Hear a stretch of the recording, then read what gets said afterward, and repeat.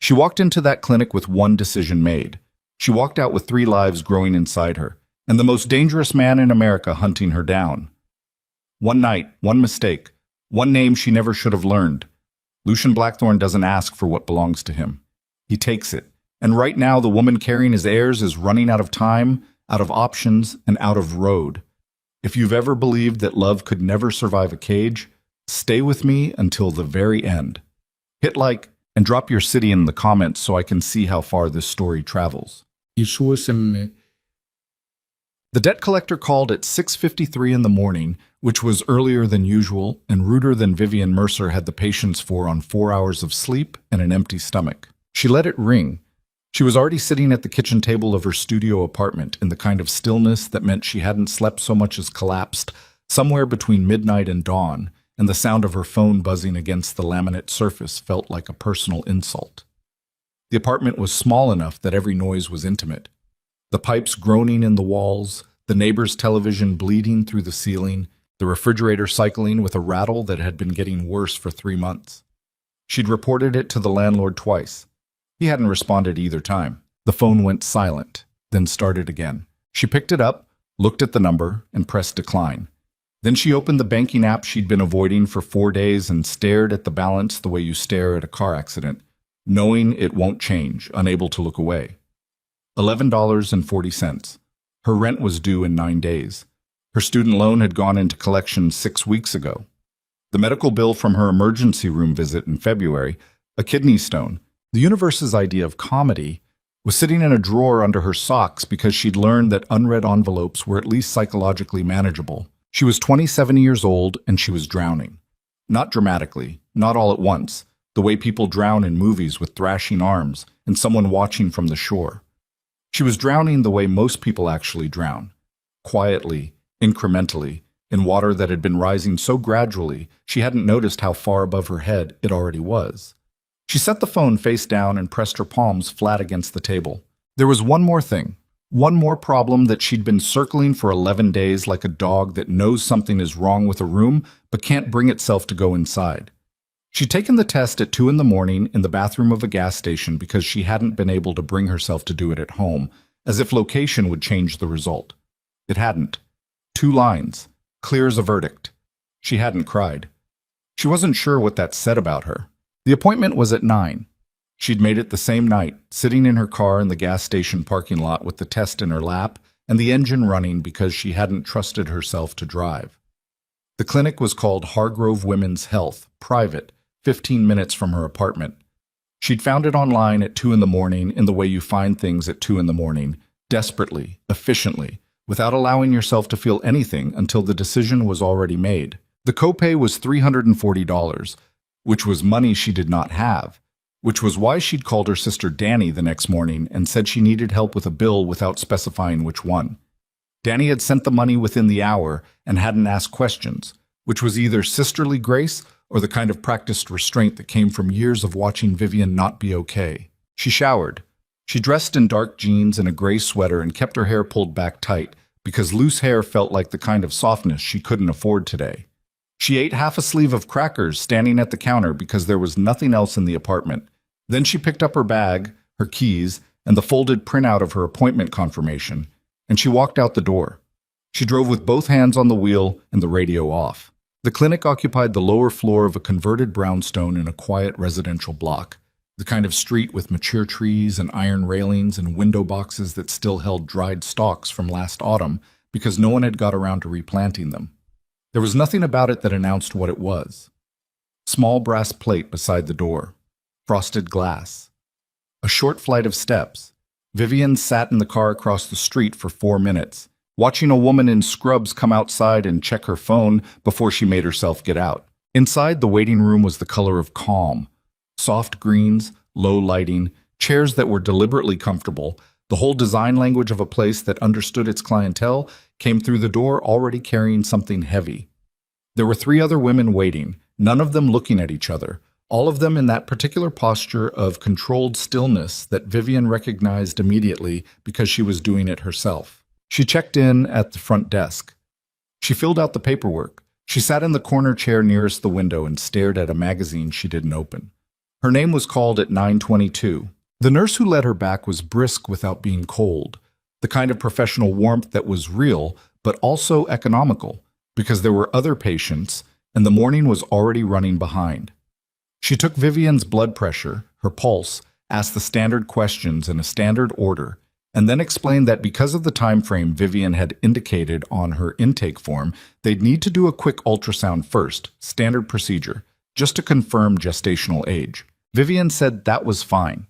She lay back on the paper-covered table and stared at the fluorescent ceiling while the nurse applied gel to her lower abdomen with the matter-of-fact manner of someone who had done this 10,000 times, which she probably had. The ultrasound technician was a woman in her 40s with reading glasses pushed up on her forehead and the focused expression of someone doing a job that required precision.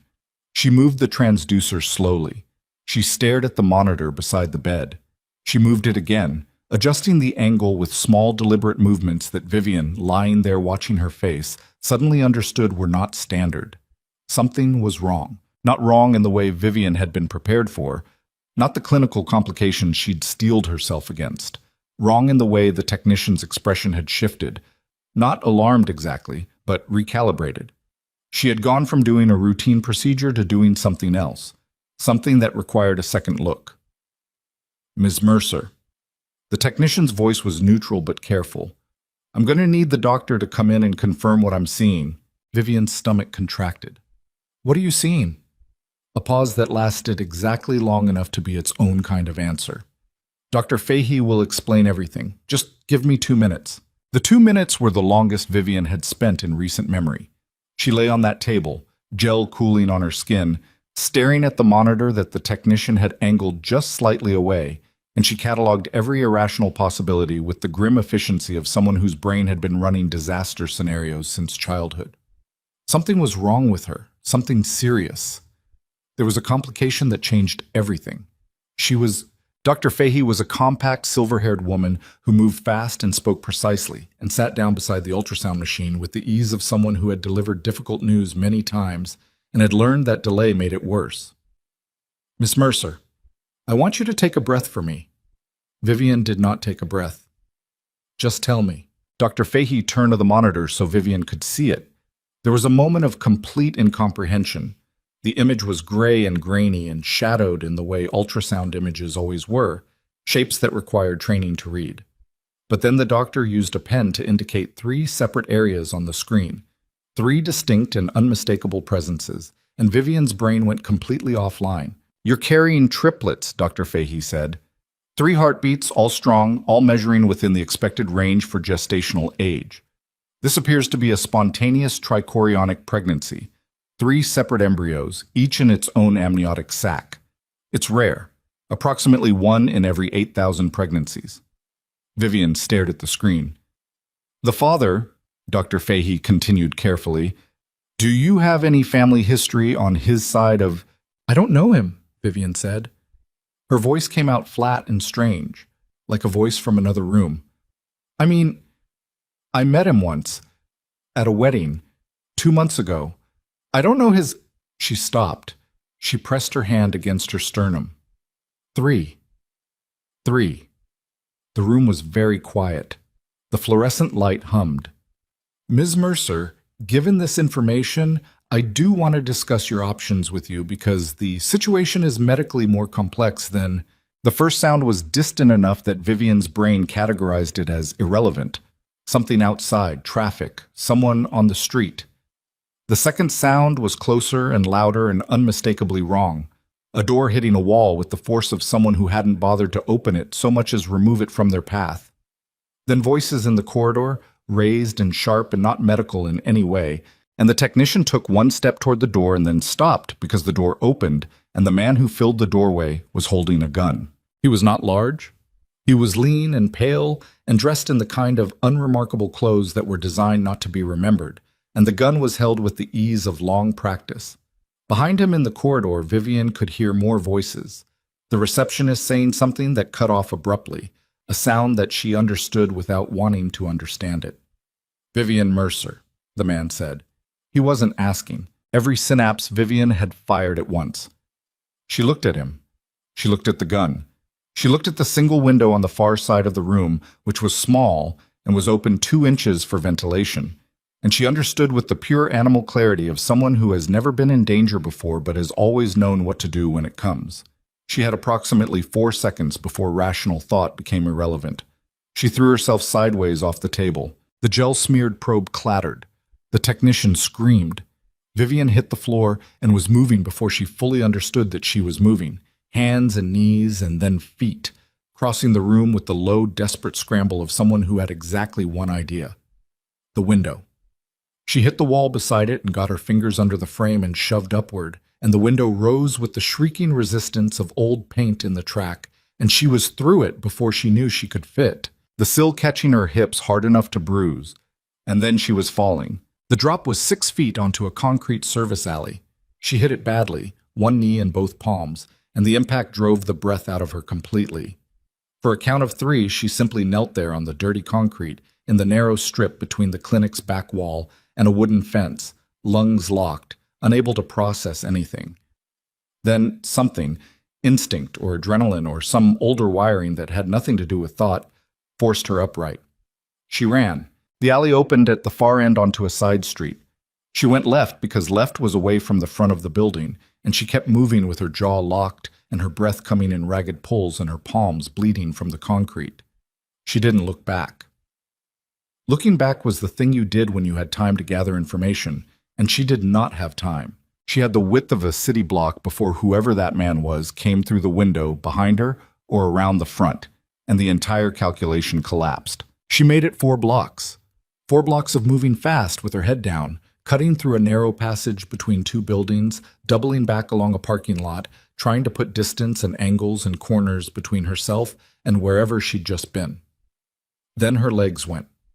Not dramatically, not a clean collapse.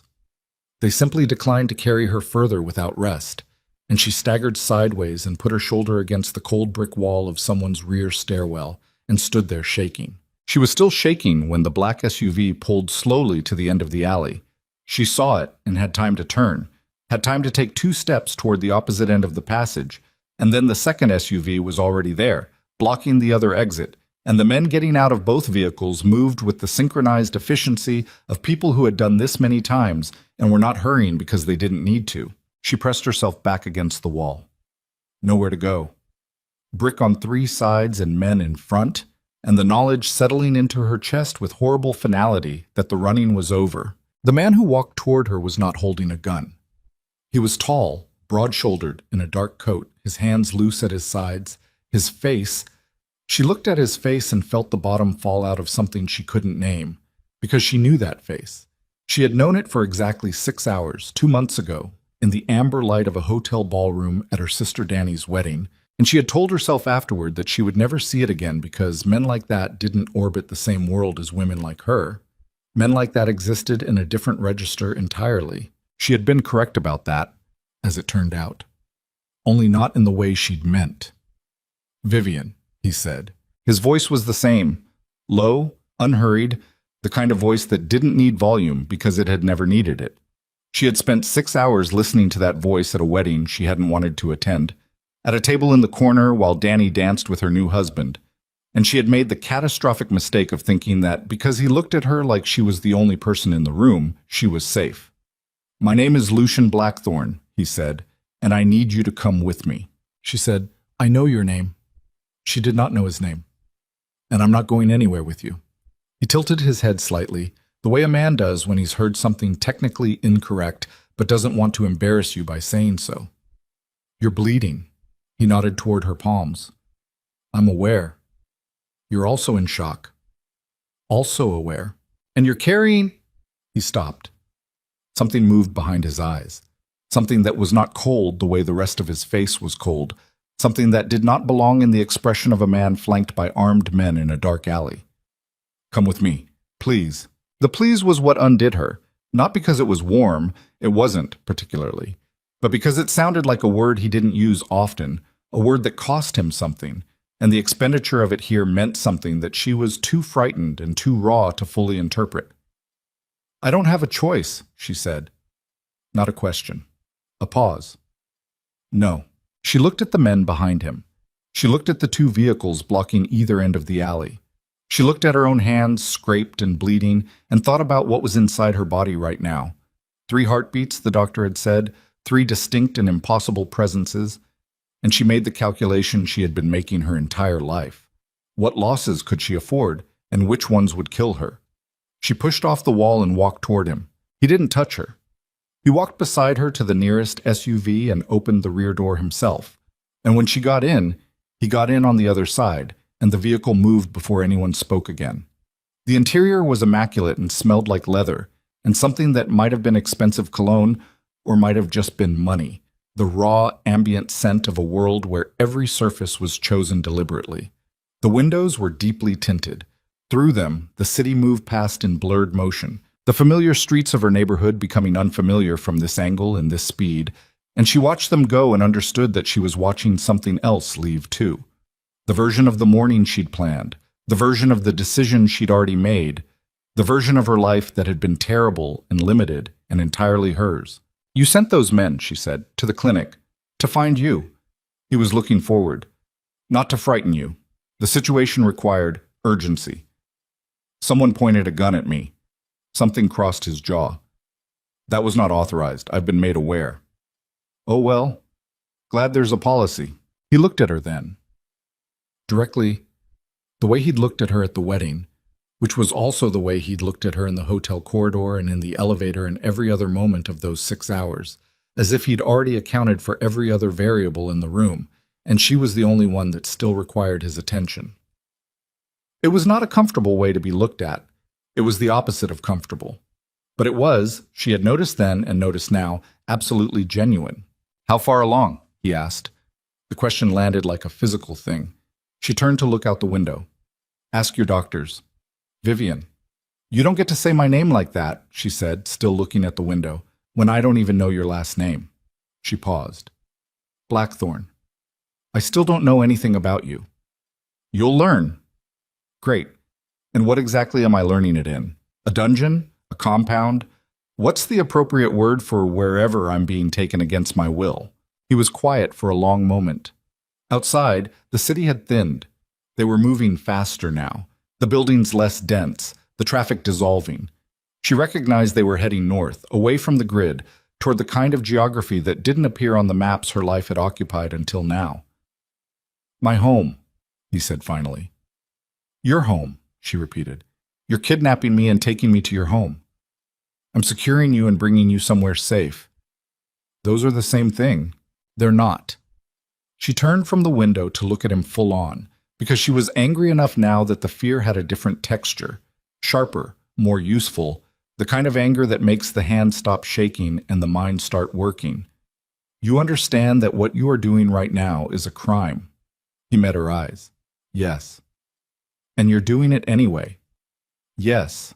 "Because of—" She couldn't finish that. She pressed her lips together. "How did you even know about the appointment? About— How did you know?" "I've had people monitoring you since the morning after the wedding." The silence that followed that statement was enormous. "Monitoring me," she said carefully, "for your safety. You've been surveilling me for 2 months." "Yes." "Without my knowledge." "Yes." She looked at the back of the driver's head. She looked at the window. She looked at her own hands, palms still raw, and she breathed through her nose slow and deliberate, the way she'd learned to breathe through things that were too large to process all at once. "And when the appointment showed up, I was notified immediately. And you thought the correct response was to send men with guns. I told you the weapon was not Lucien." The name came out before she'd consciously decided to use it, and it stopped him the way she hadn't expected, a small but complete cessation of whatever he'd been about to say. She pressed the advantage because she had so few. "I was making a decision about my own body, in a medical facility, and you sent armed men to stop me." A long pause. Outside, the last of the city fell away entirely, replaced by the first suggestion of open land, trees appearing along the roadside, the sky wider and grayer and without buildings. "Yes," he said, "because they're yours." She heard her own voice saying it and hated how true it sounded. "That's what this is. You found out and you couldn't—" "They're ours," he said quietly. The word landed differently than she'd expected. Not possessive exactly, not the claim of a man asserting property. Something else, something fractured and careful and very slightly desperate, which was not a quality she would have attributed to him based on anything else about this vehicle, this situation, the men with guns. She looked at him again. His profile, the angle of his jaw, the way his hands rested in his lap, completely still, completely controlled. The stillness of a man who had learned very early that visible feeling was a liability. She had 3 lives inside her. She had $11.40 in her bank account. She was bleeding from both palms in the back of a car she hadn't chosen, going to a destination she hadn't agreed to, and the man sitting 2 feet away from her was simultaneously the cause of all of it, and the only person in the current situation who could potentially be moved. She filed that away. The estate appeared the way dreams sometimes do. Gradually at first, then all at once. The gated entrance materializing out of the tree line with a quiet authority that suggested the gate itself was almost ceremonial, because nothing that needed to be kept out could get past what stood on the other side. The grounds through the iron bars were immense. She could see it even from the road, the scale of the land, the long approach. The building set back so far, it was initially just a shape against the gray late morning sky. Inside the gate, the drive was smooth stone, bordered by old trees that arched overhead and turned the light green and gray in a way that might have been beautiful at another time. They swept in a wide curve, and the house resolved itself from abstraction into something massive and deliberate. 3 stories of pale stone, wings extending to each side, the kind of architecture that communicated permanence not as a boast, but as a simple statement of fact. This has stood. This will stand. The car stopped at the front steps. A man opened her door before she could reach the handle. She got out into cool air that smelled like rain somewhere distant and the faint mineral scent of stone. She stood at the base of the steps and looked up at the house and felt the full weight of where she was settle into her chest like something swallowed wrong. Lucian came around the front of the car and stood beside her. He was looking at the house, not at her. "The east wing is yours," he said. "Private rooms, bathroom, whatever you need. Dr. Sasha Keene is our in-house physician. She'll see you this afternoon, and we'll get a proper prenatal workup started. You'll have access to the gardens, the library, the kitchen at any hour. And if I want to leave?" He was quiet for 2 seconds. "That's not possible right now. Right now. Not until—" He stopped. He was careful with the next words. "Not until I can guarantee your safety outside these walls. You understand that those men at the clinic were not sent by me. There are people who have become aware of your situation, and those people—" "What people?" The fear was back, clean and cold. "What are you talking about? Who else knows?" "Inside," he said. "We can discuss everything inside." She looked at the house. She looked at the gate behind her, already swinging closed. She looked at him, and he was watching her with that same absolute attention that had pulled her in at the wedding and that she now recognized for what it was. Not charm, exactly, not the performance of interest, but the focused regard of a man who genuinely did not look away from problems. She was the problem. She walked up the steps. The interior was what the exterior promised. High ceilings, pale walls, the kind of furniture that was impeccably chosen but not decorative, everything oriented toward function within beauty. There were staff she registered at the periphery, a housekeeper, 2 men whose particular alertness identified their actual role, a woman at the far end of a corridor who turned and moved away quickly. The house had the dense, muffled atmosphere of a place where many people worked very hard to be invisible. He led her up a staircase to the east wing. The rooms were 3 connected spaces, a sitting room, a bedroom, a bathroom, with a tub large enough that she could have conducted the clinic appointment inside it. Everything was clean and prepared, as if someone had been told to make these rooms ready days ago, which, she understood with a sick lurch, they probably had. "Your phone," he said at the doorway. She looked at him. "I need it," he said. "Not permanently, just until—" "No." She put her hand in her pocket. "You've taken everything else. You're not taking my phone." He held her gaze for a long moment, then he nodded. "Once." "Fine." He turned to leave, stopped, turned back. "Vivian, I know what this looks like." "Good," she said. "Then I don't need to describe it." He left. The door didn't lock. She checked immediately, pressing her ear against it, listening to his footsteps recede, then testing the handle. It turned freely. That surprised her. She stood in the center of the sitting room and turned slowly, cataloging exits, windows, the layout, the drop from each window to the ground. One window faced the drive, one faced the gardens at the rear. The garden-facing drop was to a terrace, maybe 12 feet. The drive-facing window was directly above the stone steps. Neither was ideal. She sat on the edge of the bed. She put her hands on her knees, palms up, the raw scrape stinging in the open air, and she looked at them and thought about the ultrasound monitor and the three shapes on the gray screen, three distinct presences that hadn't existed in any meaningful way in her mind until 40 minutes ago, and that now occupied a space in her chest that she had no name for. 3. She lay back on the bed and stared at the ceiling. She was going to need a better plan than throwing herself through windows. 2 floors below, in a room that occupied the private northeast corner of the ground floor, and that was furnished with the particular austerity of a man who had spent decades ensuring that his professional and personal lives were completely indistinguishable, Lucian Blackthorne stood at a window and looked out at the gray afternoon sky and said nothing for a long time. Then he picked up the phone on his desk and called his head of security. "The clinic," he said when the call connected. "I want the name of the man who drew the weapon, and I want to know who sent those people before mine arrived. Someone knew she had that appointment, and it was not anyone in this organization." A pause. "Because I would like to be certain of that. Yes. Start there." He ended the call. He looked at the window for another moment. Then he opened the top drawer of the desk and removed a photograph he'd been carrying for 8 weeks. Taken at the wedding, candid, a moment when Vivian Mercer had been laughing at something someone else said and had not been aware of the camera. He looked at it the way you look at evidence you haven't yet decided how to classify. He put it back. He had known for a long time that the decisions you make in the name of legacy are not always decisions you can defend as a human being. He had made peace with that distinction decades ago, or told himself he had. But now, for the first time in as long as he could remember, the distinction felt important in a way it hadn't before. He called his second. "I need a full security overlay on the east wing," he said. "Passive monitoring only. I want to know if she tries to leave, not stopped before she decides to. And get Celeste on the phone. I want her here by morning."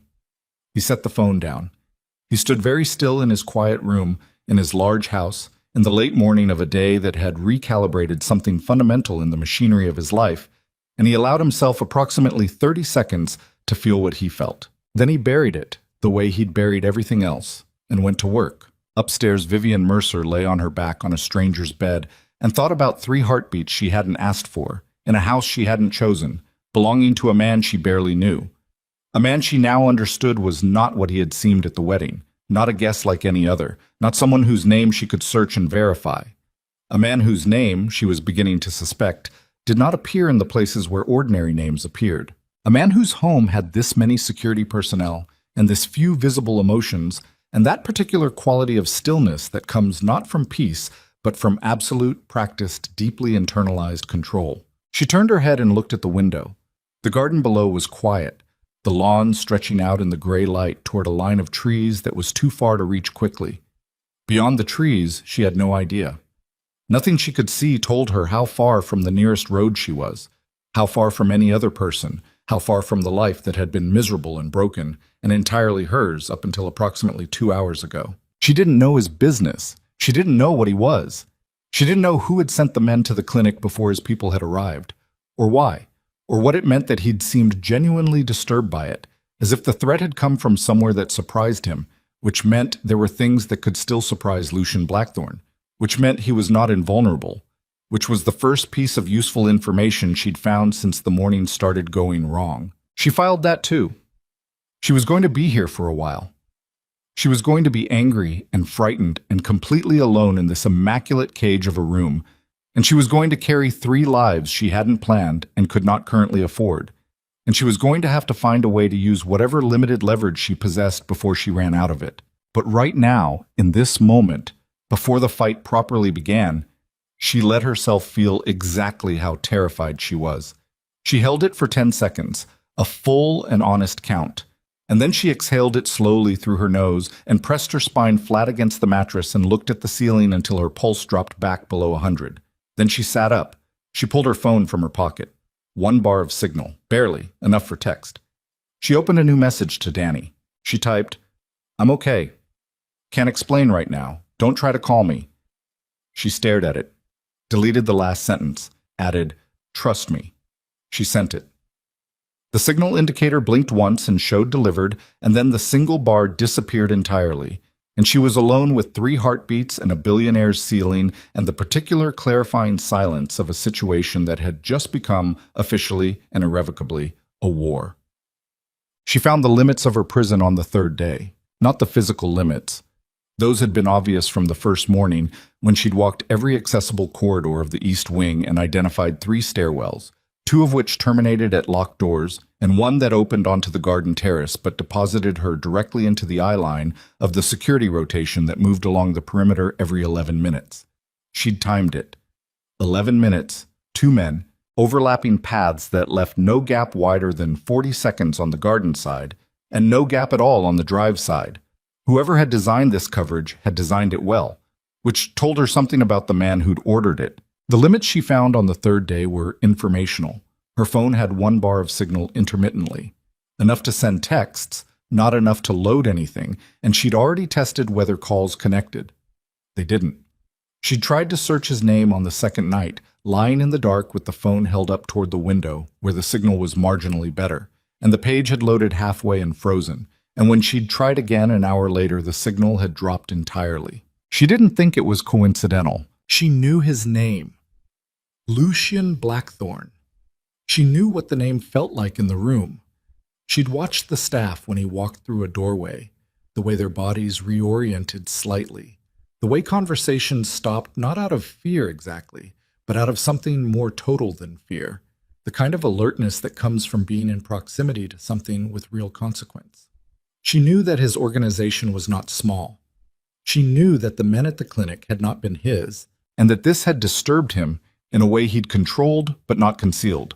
She knew that he'd been monitoring her for 2 months. What she didn't know was the full shape of what she was inside. Dr. Sasha Keene arrived on the afternoon of day 1, a tall, composed woman in her late 30s who carried a medical bag with the ease of someone who made house calls to addresses like this regularly, which Vivian understood was itself a piece of information. She was thorough and professional and kind in the way that suggested the kindness was genuine rather than performed, and she confirmed everything the clinic's ultrasound had shown. 3 viable pregnancies, strong cardiac activity, gestational age of approximately 8 weeks, trichorionic meaning each in its own separate sac, which reduced certain risks while amplifying others. She gave Vivian prenatal vitamins and a blood pressure cuff and a detailed list of what to eat and what to avoid, and said she'd be back in 4 days. Vivian asked her if she could help her leave. Dr. Keene looked at her with an expression that was not unkind. "That's not something I'm in a position to do," she said. "Is that fear talking or loyalty?" A pause. "Both," Dr. Keene said, which Vivian respected for its honesty. Lucian came to her rooms on the evening of the 1st day and again on the 2nd morning, and both times she conducted the conversation standing up, because sitting down felt like a concession she wasn't prepared to make. He brought no warmth and no charm and no attempt at either, which she found perversely easier to manage than if he had. He was simply there, direct and undecorated, answering the questions she put to him with a bluntness that occasionally bordered on insulting, and that she recognized slowly as his version of respect. "What do you do?" she said on the 2nd morning. Not a question exactly, an opening. He was sitting across the room in the chair near the window, always in that chair, never closer, as if he'd decided on a distance and was holding it. And he looked at her for a moment before answering. "I run several enterprises." "What kind of enterprises?"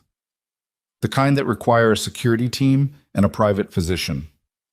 "That's not an answer." "No," he agreed. She crossed her arms. "Are you going to tell me, or are we going to keep doing this?" "Doing what?" "This." She gestured between them. "Where you tell me almost nothing, and I'm supposed to find it satisfying." Something moved at the corner of his mouth. Not quite a smile. Something drier than that, more reluctant. "What specifically do you want to know?" "Are you a criminal?" The almost smile disappeared. He held her gaze steadily. "Define criminal." "Lucian." "The world I operate in," he said carefully, does not map cleanly onto the categories most people use. I have legitimate business interests. I also have, he stopped, interests that are less easily explained. Organized crime, she said flatly. A silence that told her she was right. The Blackthorn name, she said. I've heard it. I just didn't, at the wedding I didn't connect it. I wasn't thinking about, she stopped. She had not been thinking about anything at that wedding except the open bar and her sister's happiness, and the man across the table who'd looked at her as if she were worth looking at. Your family runs my family, he said, with a precision that suggested the word required handling. Built something over several generations that I inherited and that I run. Whether that makes me a criminal depends on who is asking and what laws they've chosen to enforce this week. I'm asking. He looked at her. Yes, by most definitions. Yes. She exhaled slowly. And the men at the clinic. The Moretti family. He said the name with the particular flatness of someone pronouncing a weather condition, not emotional, simply factual, the way you say there's a storm coming. They have been aware of my situation for approximately 3 weeks. How they learned, I am still determining. But their interest in you is not personal. You represent leverage.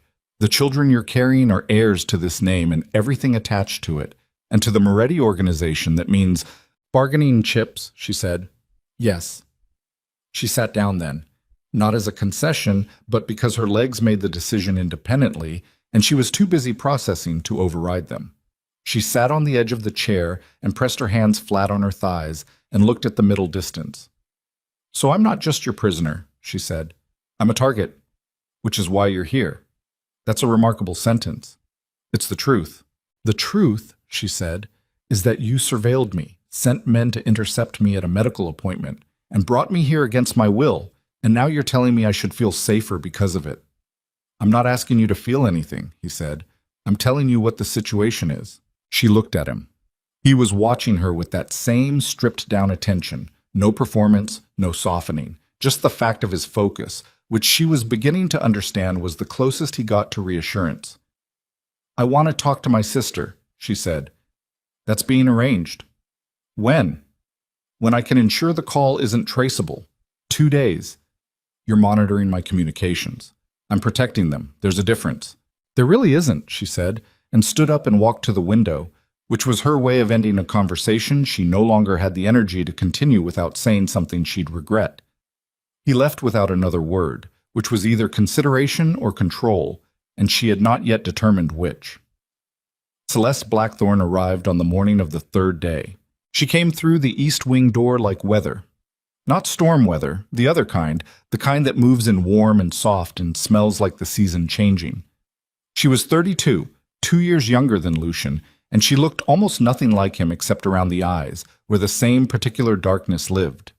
Everything else about her was surface warmth. The easy smile, the open posture, the way she came straight to Vivian and took both her hands and looked at her as if she'd been genuinely worried. He told me everything, she said.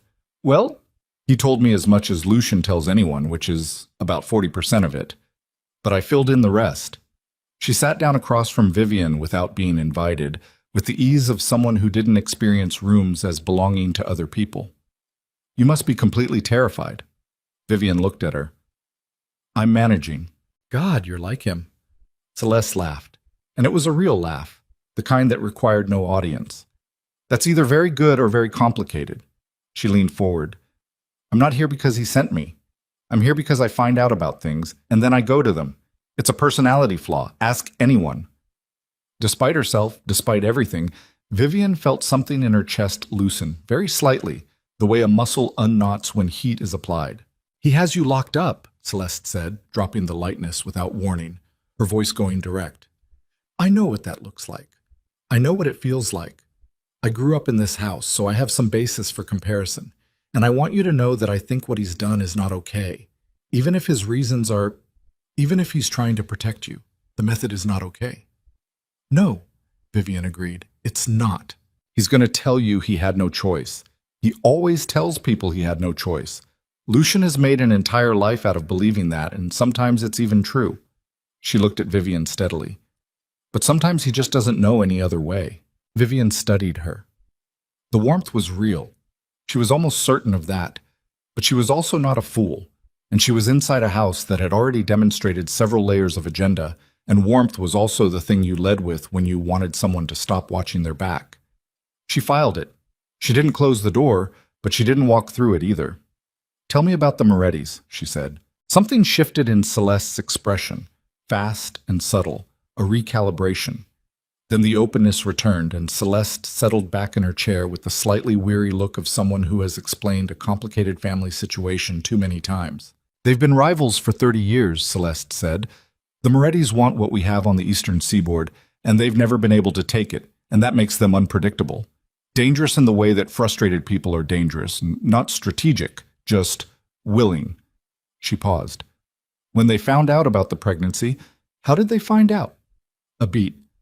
"We don't know yet." Lucian said the same thing. "Because it's true. There are very few people who knew. It's—" Celeste looked at her hands briefly. "It's a problem we're working on." "An internal problem," Vivian said. "Someone in this house told them." Celeste met her eyes. "Possibly?" "Yes." The word sat between them in the quiet room, and Vivian looked at this warm, open-faced woman across from her and thought, "You knew that before you came in here. You came in here knowing there was a leak, and you gave me warmth and honesty and the appearance of alliance, and I still don't know what you want." "I appreciate you coming," Vivian said, which was true in the narrow sense that she appreciated any information, from any source, in any form. Celeste smiled again. "I'm going to stay a few days, if that's all right." "It's not my house to say." "No," Celeste said, still smiling, "but it's your wing." The conversation with Lucian that evening was the worst one yet. He came at 7, which was when he came, punctual to the point of compulsion, and she was ready for him because she'd spent the afternoon thinking about what she needed to say and how to say it without losing ground she couldn't afford to lose. She was standing at the window when he knocked. He always knocked, which she'd noted and still didn't fully understand. And she said, "Come in," without turning around. She heard him enter, heard the door close, heard him settle into the chair by the window. Always that chair, always that distance. And then she turned to face him and said, without preamble, "I need you to understand something, not as a negotiating position, as a fact." He waited. "I was at that clinic making a decision," she said, "about my own body, my own life. And whatever your reasons, whatever the threat is, whatever the Moretti family wants, you took that away from me. You made that choice for me. And I need you to understand that I know that, and I am not going to pretend otherwise." Something happened in his face. It was not guilt, exactly. She didn't think he was built for guilt in the standard architecture. It was something older and less clean. Recognition, maybe. The look of a man who knows what he has done and has no defense prepared because he decided the defense didn't matter. "I know," he said. "That's it? You know? What would you like me to say?" "I'd like you to say you're sorry." She held his gaze. "I'd like you to mean it." A long silence. The light outside had gone the color of old pewter, the last of the afternoon dying. And in the room's lamplit quiet, she could see him with unusual clarity. The tension across his shoulders that never left, the set of his jaw, the eyes that watched her the way they always watched her, as if she were the only thing in the room worth solving. "I'm sorry," he said. "For the clinic, for the weapon, for—" He stopped, pressed on. "For the monitoring. For all of it." "But you'd do it again." He didn't answer, which was its own answer. "Because of them," she said. Her hand moved, not toward her stomach exactly, but in that direction, arrested. "Because they're the heirs." "Because they're alive," he said, and something in his voice changed register slightly, dropped below the controlled professional tone into something rougher and less managed. "Because they exist and they are mine, and no one is going to—" He stopped. His jaw tightened. He looked at the window. She watched him do this, watched him pull it back in, that brief exposure, watched him seal it up with the practiced speed of a man who had been doing exactly this since childhood, and she felt something shift in her, some small, unwilling movement in the wall she was trying to maintain. "Your mother," she said quietly. Not an attack, just a direction. His eyes came back to her, hard. "Celeste said you grew up in this house," Vivian said. And the way she said it, Celeste says many things. She said it like growing up here was something that required recovery. Vivian kept her voice even, like it was a condition. He was very still. I'm not asking to hurt you, she said. I'm asking because I'm carrying 3 children, and their father is a man I know almost nothing about, and I am trying to understand who you actually are, not what you do. Who you are. The silence stretched out long enough that she thought he was going to stand up and leave without answering, which would have been its own form of answer. But he stayed in the chair, and he looked at the window for a moment longer, and then he said, My mother left when I was 6. She had reasons she considered adequate.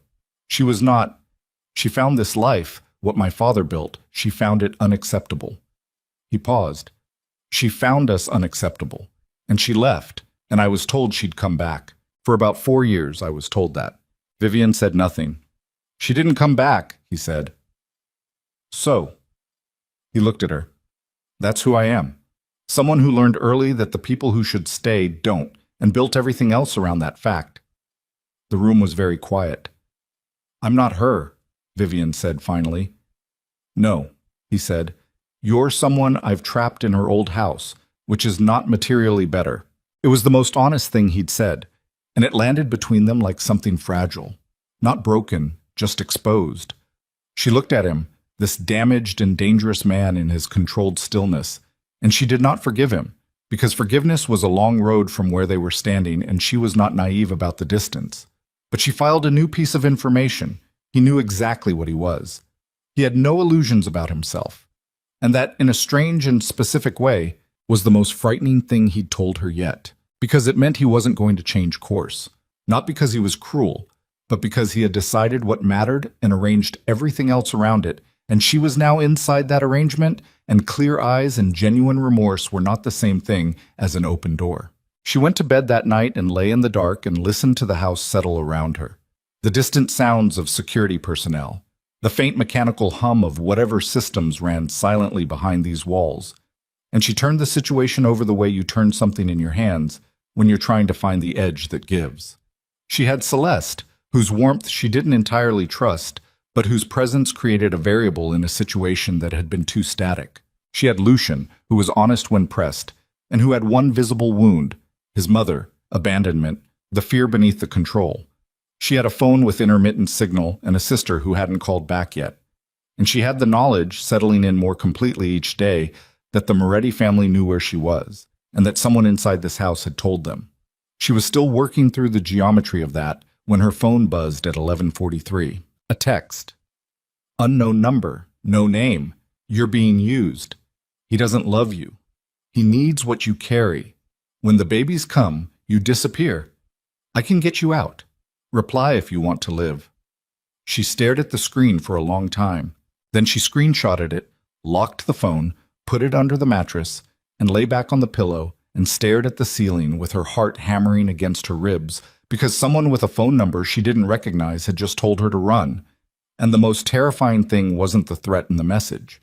It was that she couldn't tell yet whether the person sending it was trying to save her or deliver her directly into the hands of the people who wanted her most. She showed Lucian the message at 7 the next morning, not because she trusted him, not because she'd decided lying awake at 11:43 with her pulse hammering that he was the right person to bring it to.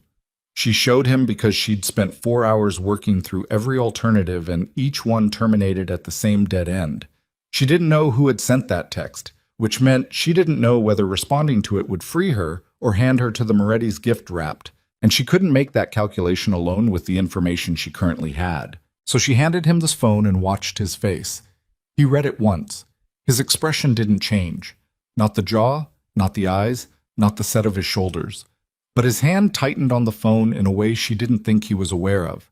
A small involuntary contraction that told her the message had landed somewhere real beneath the surface. When did this come in? He said. 11:43. You didn't tell me last night. I needed to think first. He looked at her, about whether to respond. About everything. She held his gaze. Including whether you already knew about it. Something cold moved through his eyes. Not anger, or not only anger.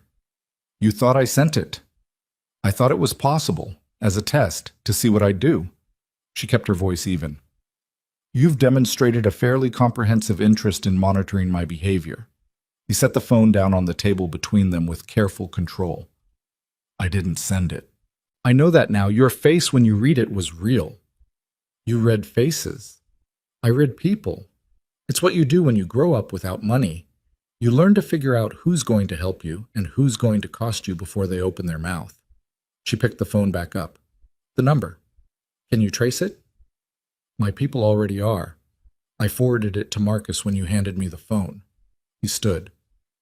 Give me 2 hours. And in those 2 hours? Stay in this wing. Don't talk to anyone about this. Not staff, not... He stopped. Not Celeste, she finished. A pause that was a full sentence. Not anyone. She watched him leave and noted that he hadn't said not Celeste out loud. And she noted what that meant, and she filed it in the part of her mind that had been building a map of this house's interior logic.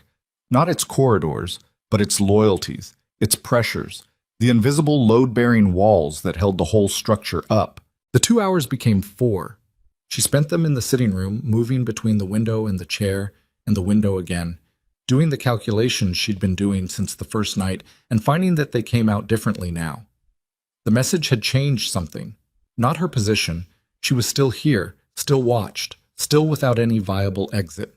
But the geometry had shifted, because if someone inside the estate had contacted her, that meant someone inside the estate wanted her out badly enough to risk Lucian finding out.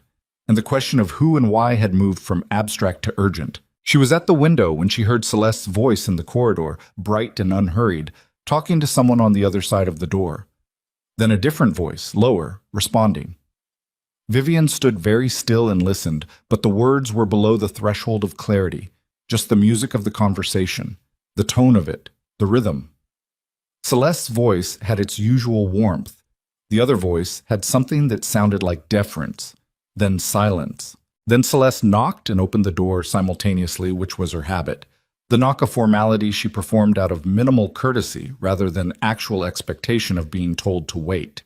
She came in with a small tray, coffee, which Vivian had been cleared to drink in limited quantities, and something that looked like a pastry from the kitchen downstairs. You look like you didn't sleep, Celeste said. I didn't. The pregnancy or something else. Vivian accepted the coffee and watched Celeste settle into the chair across from her with the ease of someone who had been coming into this room for days and had stopped feeling like a guest. Where were you last night, after dinner? Celeste tilted her head slightly. In my rooms. Why? Just orienting myself. Vivian kept her voice light, conversational, the way you keep a line light when you're trying to feel for tension at the other end. This house is still confusing at night. I heard movement in the corridor around midnight. That's probably the security rotation. They change at midnight.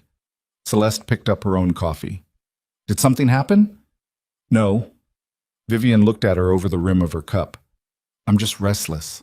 Celeste looked back at her with that open, warm expression that Vivian had been studying for 3 days, and Vivian looked for the seam, the place where the performance met the person underneath, and found nothing she could isolate. Either Celeste was exactly what she appeared to be, or she was very, very good. Lucian came back at noon. He didn't knock. He came through the door with Marcus behind him, his head of security, a dense, quiet man in his 40s who moved like someone perpetually calculating distance, and the look on Lucian's face was one she hadn't seen before. Not cold, not controlled, something stripped of all the usual management, raw in a way that made the room feel suddenly smaller. I need you to sit down, he said. I'm fine standing. Vivian. Just her name, but the way he said it, the weight of it. She sat. He sat across from her. Marcus remained at the door. Lucian pressed his hands flat on his knees and looked at her directly. No deflection, and said, The number traces to a burner phone purchased 6 days ago in the town 15 miles east of here. The phone pinged 2 towers. One is the town. One... He stopped. One is this property. The room went very quiet. The message was sent from inside the estate, she said. Yes. She breathed. Who? He held her gaze for a moment that felt like a long time. Then he said, We pulled the internal security logs for the past 2 weeks. Communications, movement, access. There's a pattern. He paused. Celeste has been in contact with Aldo Moretti. Direct contact. 11 times in 14 days. The coffee cup in her hand was warm, and she held it and did not move and looked at the space 6 inches in front of Lucien's face while her mind did something she had no word for. Not shock exactly, because some part of her had known since the first day that the warmth was too easy, too immediate, too precisely calibrated. But knowing something might be true and having it confirmed were different experiences, and the confirmation moved through her like cold water. "She sent the text," Vivian said. "We believe so, yes." "Why?" Not asking for information, asking something else, asking how, asking what kind of person, asking the unanswerable thing beneath the answerable one. There are things between Celeste and me. His jaw moved. Old things. About how this organization is run. About decisions I've made that she disagreed with. About our mother. He said the last word with a flatness that did not conceal the edges beneath it. She wants leverage. She wants to force a restructuring of how the Blackthorn interests are managed, and the Morettis have promised her a position if she delivers what they want. "What they want," Vivian said. "Me. The children you're carrying." She set the coffee cup down because her hand had started to shake, and she was not going to let that be visible. She pressed both palms flat on her thighs and looked at Lucien and said very quietly, "Your sister, the person I have been talking to every day for 3 days." She was telling them where I was. What I said, She stopped. Everything I told her. Not everything you said.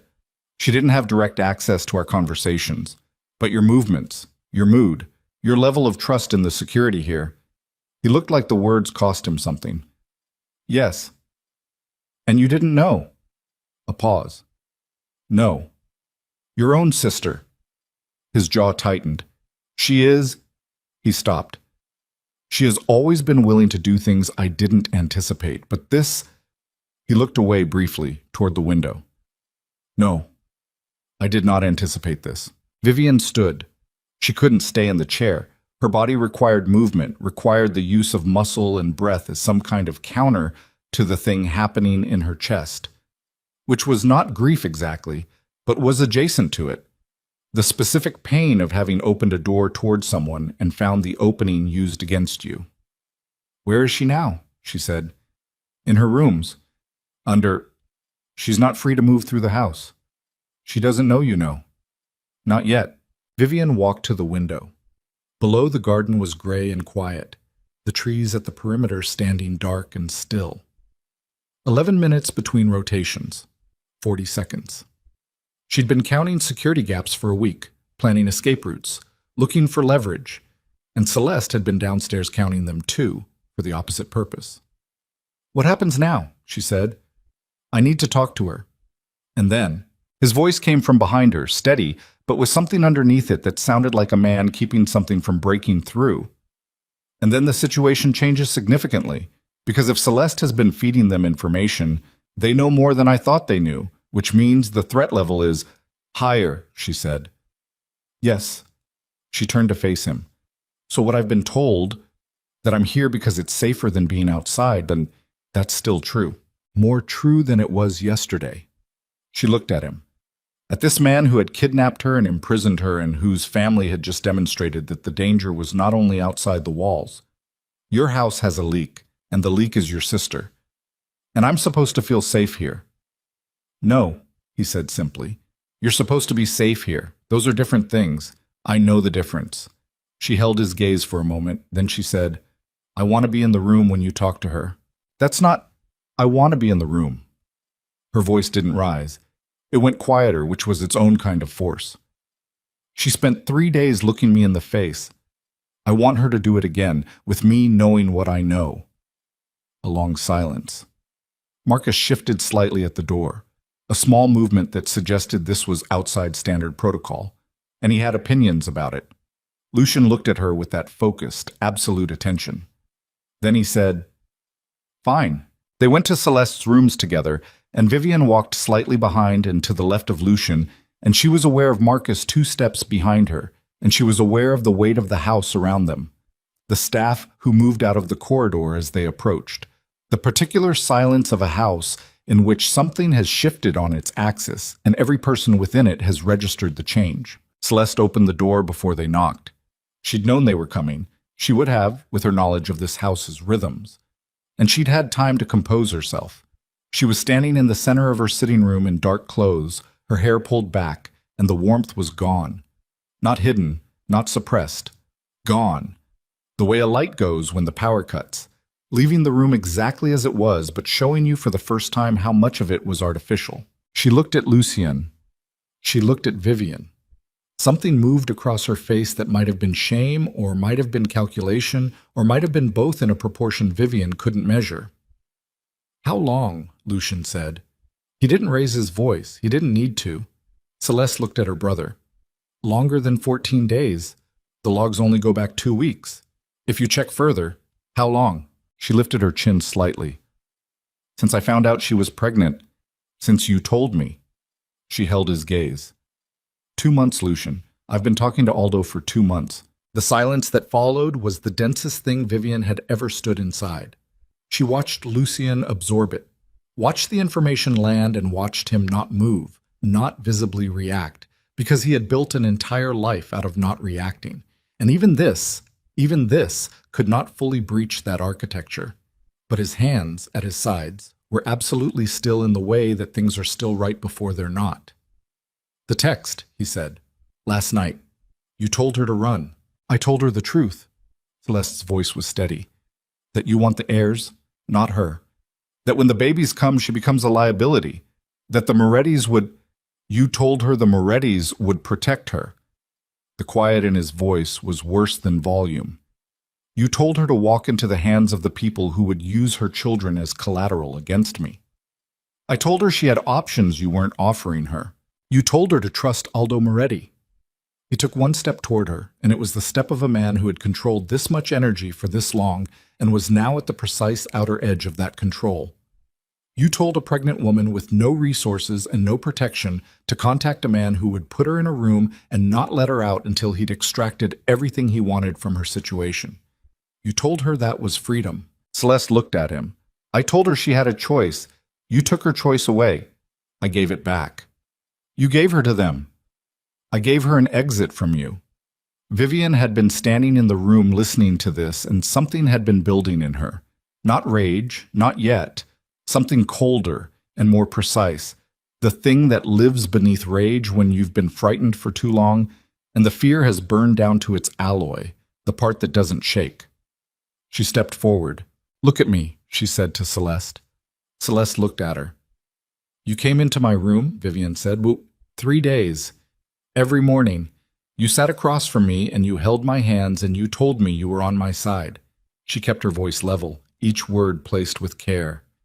"You told me Lucien was damaged. You told me his method was wrong. You were building trust with me so I would do what you needed me to do, so I would run toward the exit you'd prepared." Celeste's jaw moved. "Did they tell you what they'd do with me?" Vivian asked.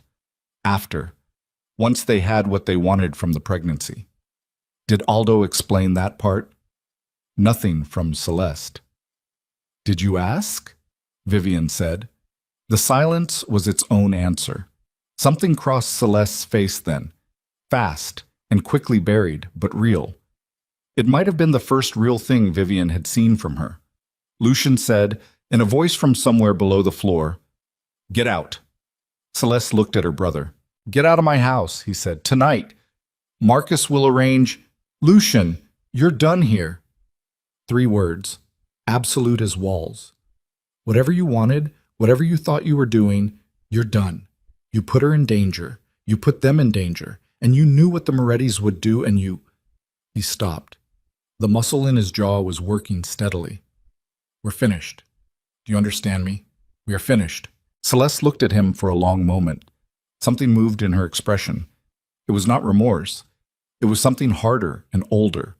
The look of a person who made a choice they understood was unrecoverable and is now standing in the wreckage of it without sufficient regret to make a difference. Then she looked at Vivian. "I'm sorry," she said, and the terrible thing was, it sounded true.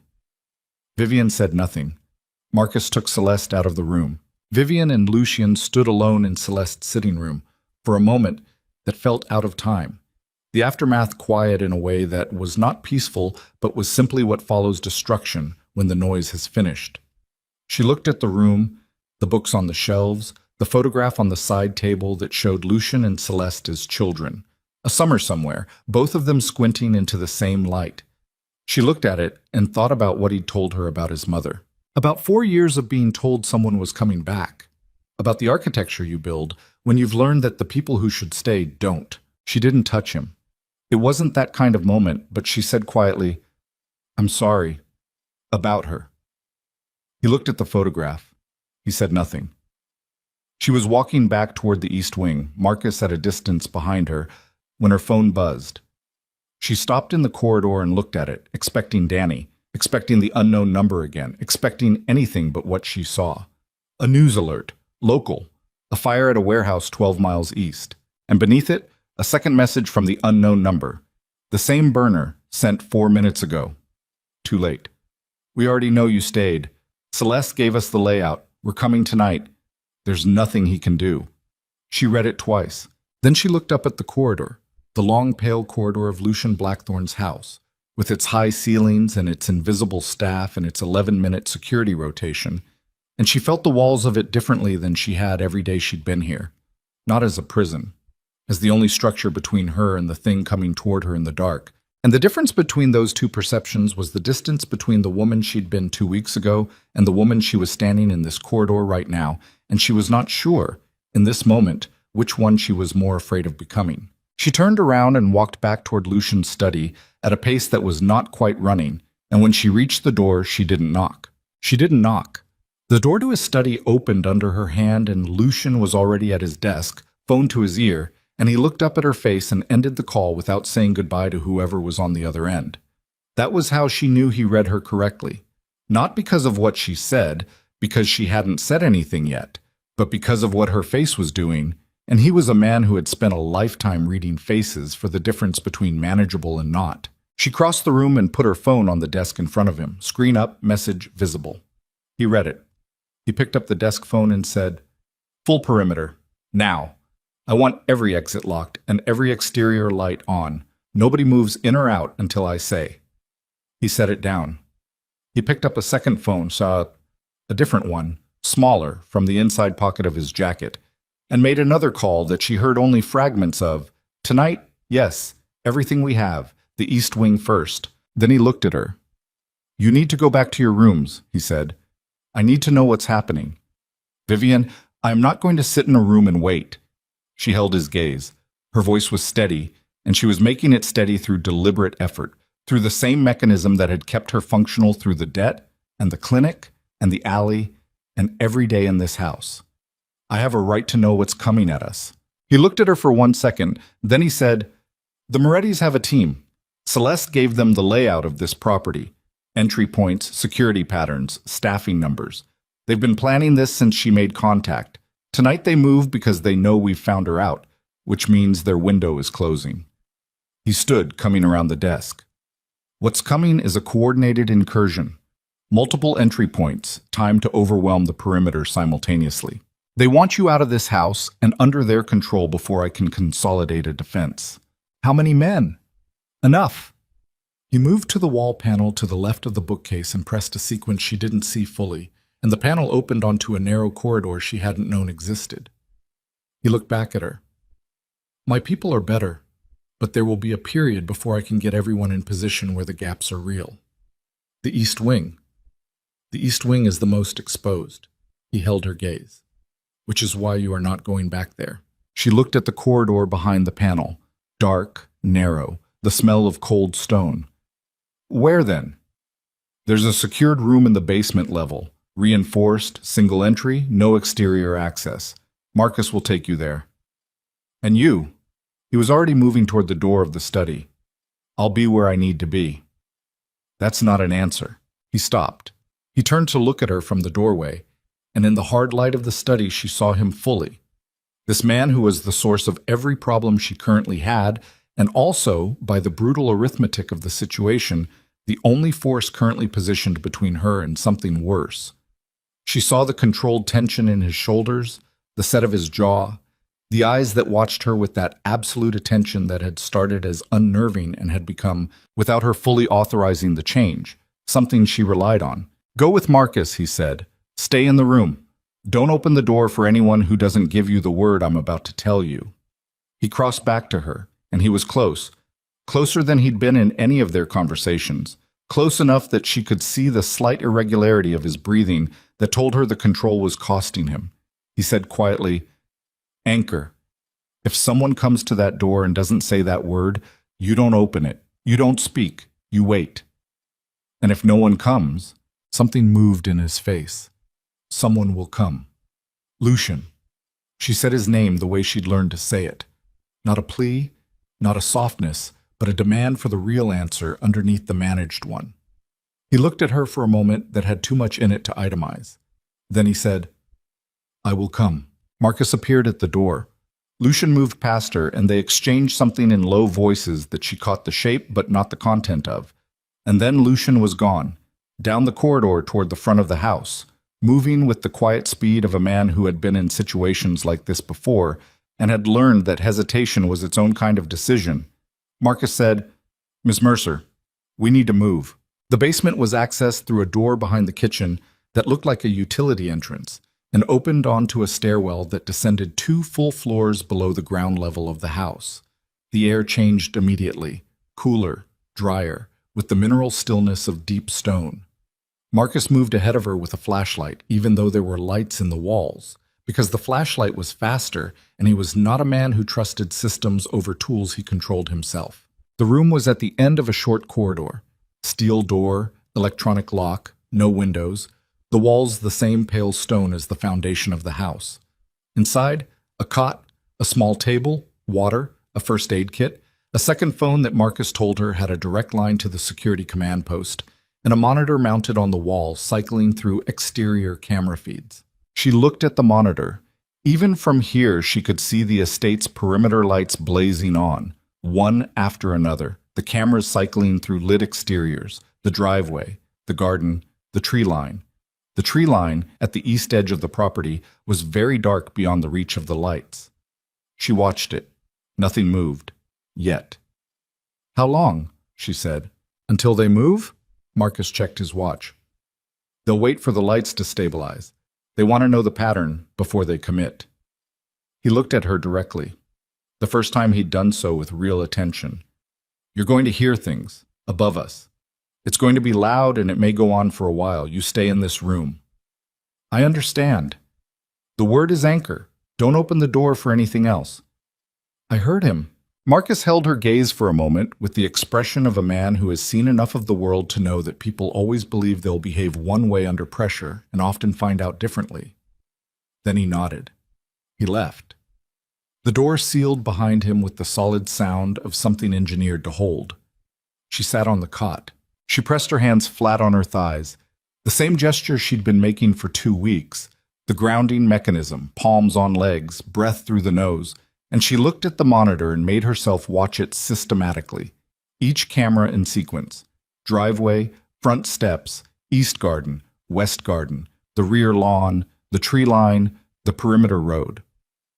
She went through the cycle twice, cataloging positions of Lucian's men she could identify. Dark figures moving into placement, unhurried but fast. The coordinated efficiency of professionals who had prepared for this contingency. Then the tree line moved. Not a branch, not wind. A darkness that had been static became not static, a shift in the mass of it that her eye caught before her brain named it. She leaned toward the monitor. The East Garden camera was the sharpest angle on that tree line, and she watched it and counted. 1 figure, 2, 3. More behind. She couldn't isolate the number. They were moving low and fast, and the lights didn't reach far enough to define them clearly. The first sound reached her 6 minutes later. It was not what she'd expected. She'd been braced for gunshots, the sharp, discrete sounds of a thing she'd only experienced through screens. What she heard first was different, a concussive thump from somewhere above and to the north, like a door being removed from a wall rather than opened, and then shouting that was immediately swallowed by distance and stone. Then the sound she'd been dreading. Gunfire, not one shot, multiple, overlapping, from more than one direction, the sounds coming through the stone ceiling in muffled bursts that her body responded to before her mind fully processed them, heart rate spiking, hands gripping the edge of the cot, the breath going shallow and fast. She forced it back. She pressed her spine straight and breathed through her nose, count 4 in, count 4 out, and she kept her eyes on the monitor. The East Garden camera caught them first in clear frame. 4 men moving across the lawn toward the house in a tactical formation, low and fast, weapons up. 2 of Lucien's men came from the left side of the frame to intercept, and for a moment the screen showed her something she was entirely unprepared for. The reality of violence at close range, not stylized, not distant, just brutal and fast and decided in seconds. And then 2 of the 4 advancing figures were down, and the other 2 had split and moved out of the camera's angle. She stood. She couldn't stay on the cot. She moved to the monitor and stood directly in front of it, watching each feed as the camera cycled, her hands at her sides. The sounds from above intensifying and then dropping, and then intensifying again in a pattern she couldn't fully decode from here. The direct line phone on the table rang. She grabbed it.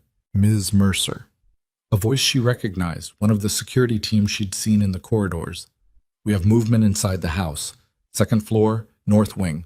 It's contained, but I need you to confirm your door is sealed, and you have not admitted anyone. Sealed. No one's come. Stay on the line with me. She stayed on the line.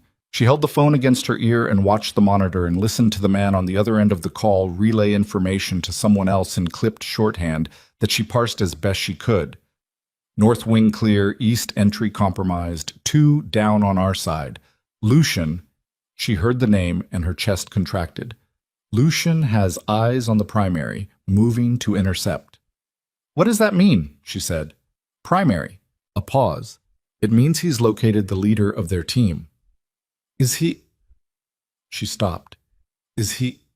He's moving under his own direction, ma'am. That's all I have. The monitor cycled to the East Garden again.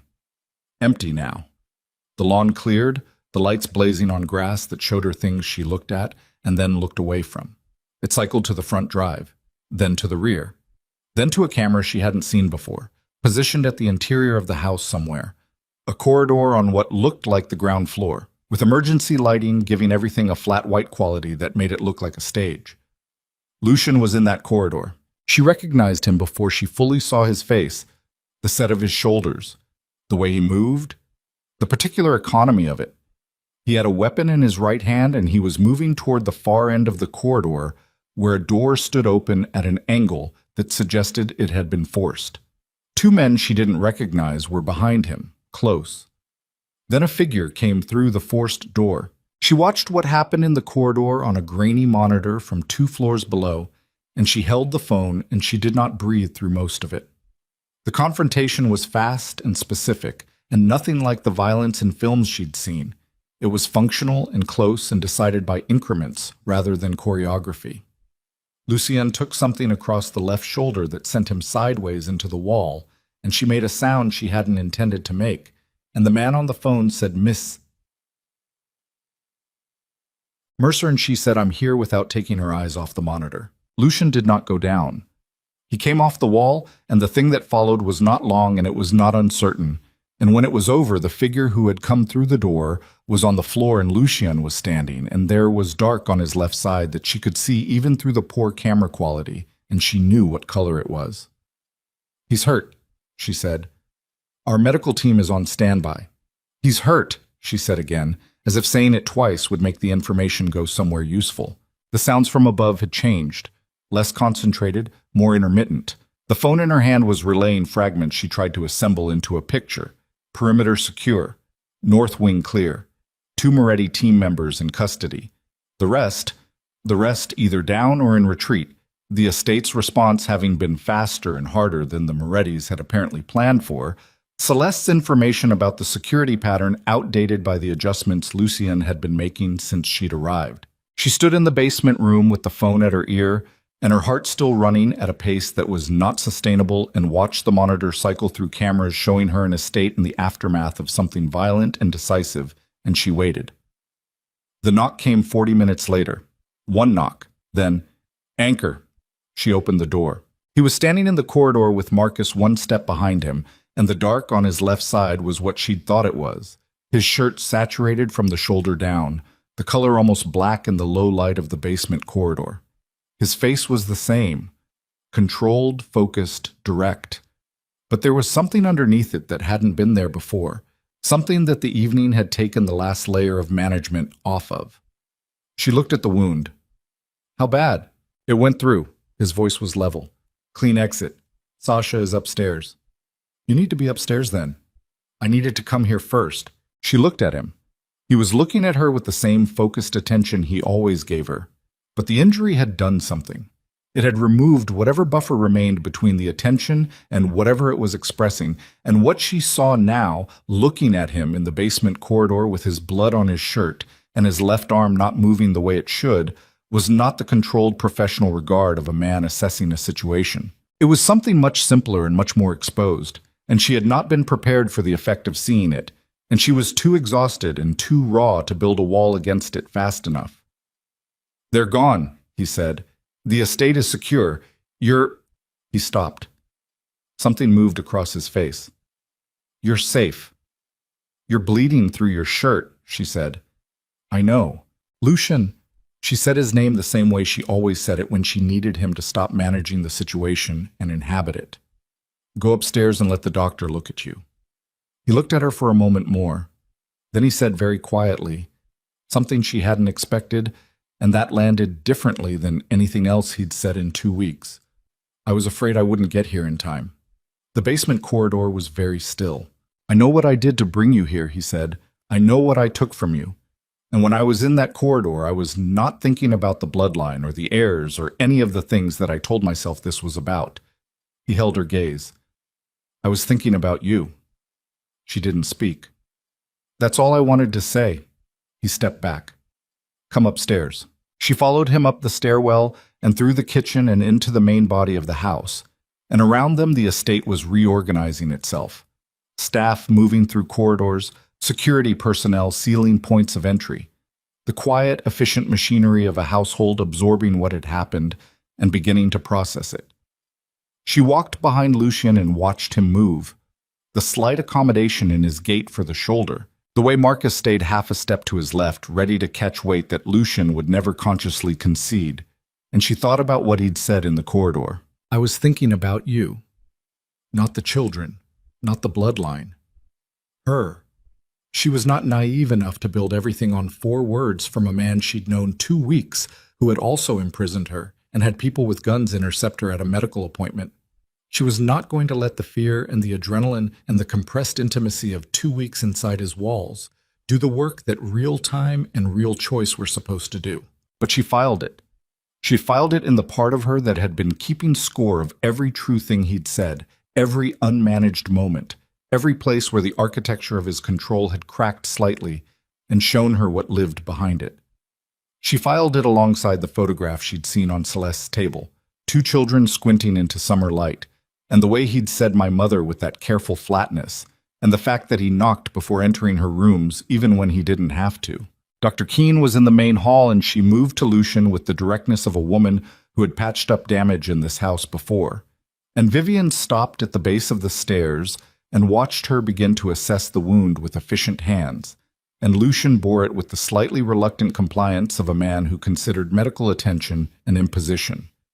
He looked across the hall at Vivian. She looked back. Then a sound reached her from the upper level. Sharp, specific, not violent, but wrong in a way she registered before she identified it. A sound from somewhere in the east wing, which was supposed to be empty now, which was supposed to be cleared. And she saw Marcus's head come up at the same moment and saw his hand go to his radio, and she saw Lucian's eyes leave her face and go hard in the space of 1 second. And then the lights in the main hall went out. The darkness lasted 4 seconds. Then the emergency generator engaged, and the hall lights came back at half power, amber and flat, casting everything in a quality that made the familiar strange. Vivian stood at the base of the stairs and did not move because movement required knowing which direction was safe, and she did not know that yet. Marcus was already on his radio, his voice low and rapid. Dr. Keene had her hand on Lucian's good arm, and Lucian had removed it with a gentleness that was also absolute and was moving toward the east wing staircase. Stay here, he said. Not to Marcus. To Vivian. She stayed. She counted her breaths and watched the stairs and listened to the house. The sound from above had stopped, which was either better or worse than if it had continued. And the silence it left was the pressurized kind, the kind that has something inside it. Marcus finished his radio exchange and looked at her. 2 of our people are not responding on the East Wing level. The sweep we ran after the perimeter was cleared. It may have missed an interior position. Someone was already inside, she said, before the main team moved. Yes, a separate element. His jaw was tight. It's a tactic. You send the primary force to draw the defensive response, you leave a smaller unit in place already. And their target is the East Wing, she said. My rooms. Yes. She looked at the stairs. He's going up there alone. He has 2 men with him. He has a bullet hole in his shoulder. Marcus looked at her with the expression of a man who agreed with her assessment and had already made peace with the fact that it changed nothing. Miss Mercer. She was already moving toward the stairs. He didn't stop her, which she registered with the part of her brain that was still cataloging information even now. Marcus had made a calculation, and the calculation had concluded that stopping her would cost more than letting her go.